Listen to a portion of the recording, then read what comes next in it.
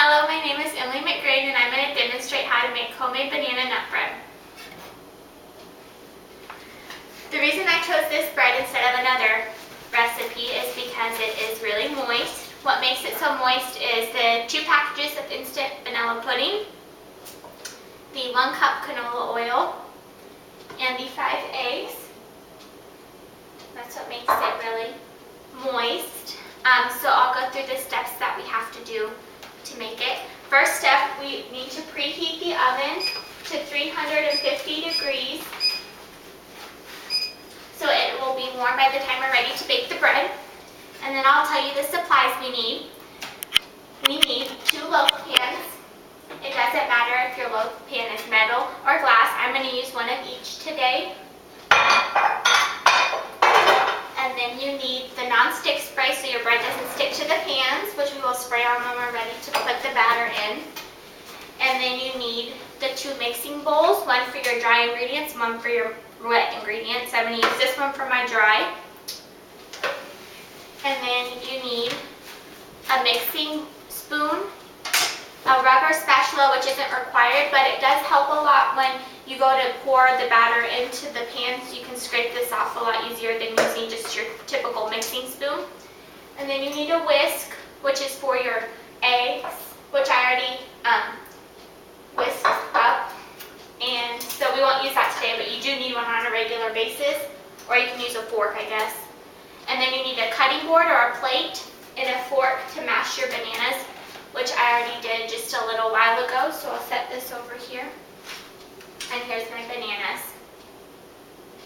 And that's all the supplies you should need. We will start by mixing up our dry ingredients. We have 2.5 cups of flour. So I'll open this. Go ahead and dump it in here.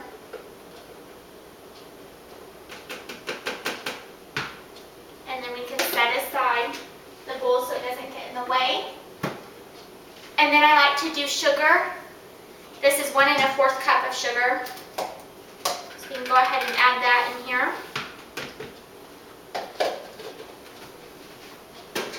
And then next we'll do the vanilla pudding. It's nice with this pudding you don't have to actually mix it up.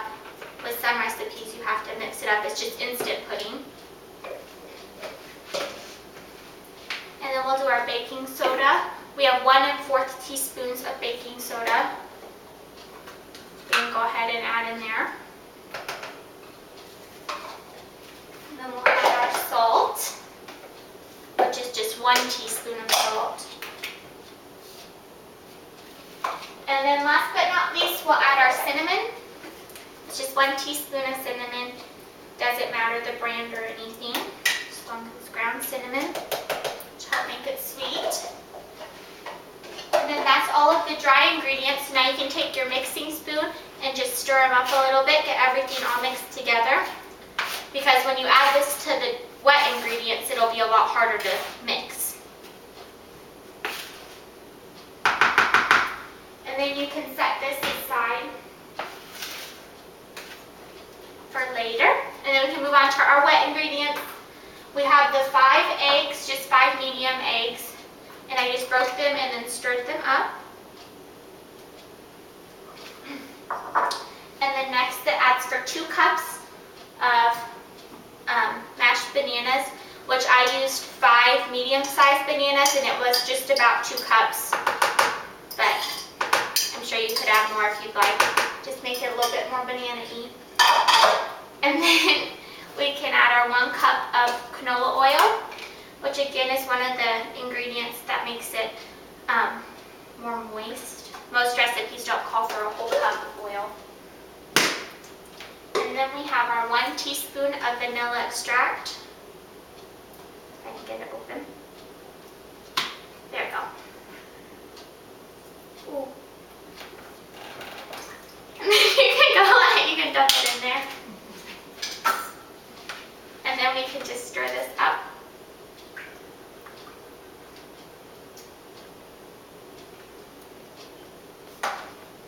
Okay, and then you can go ahead and dump this in here.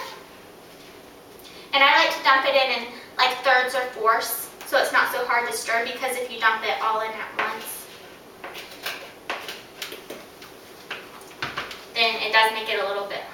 mixer. And you can use a hand mixer to make this. I just wanted to use a spoon. Add a little more.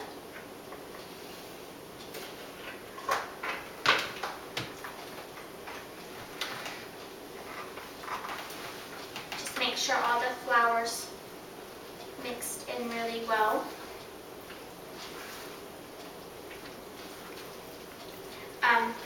Now the last thing we will add is walnuts, which I actually won't add because my family doesn't really care for walnuts, but if your family does, you can buy them. It calls for a cup of chopped walnuts, and you can buy them already chopped at like just your local grocery store like Dillon's or Walmart, but I chose not to, which is fine. It tastes good both ways.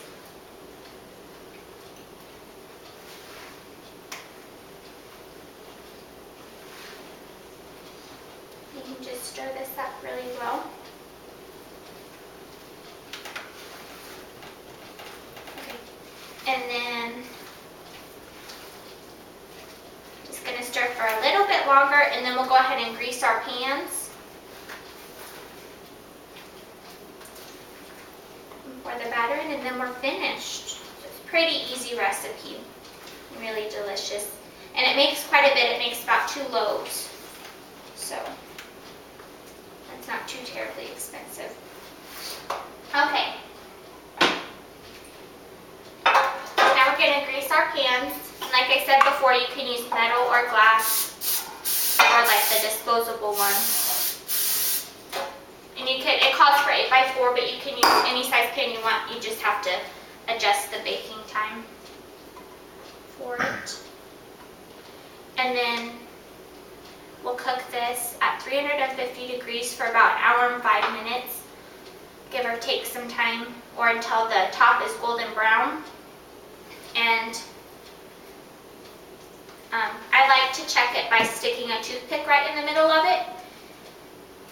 And if it comes out dry, then you are good to go. But if it comes out well with batter, you just need to cook it for a couple minutes longer.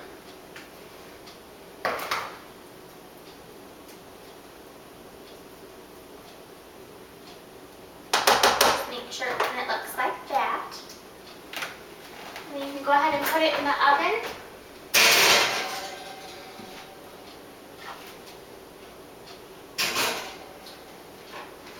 And then you can set your timer for 1 hour and 5 minutes. And then you're good to go, you're finished. And if you'd like to try this recipe, it's like tasteofhome.com. And you just type in moist banana nut bread in the search icon. Thank you.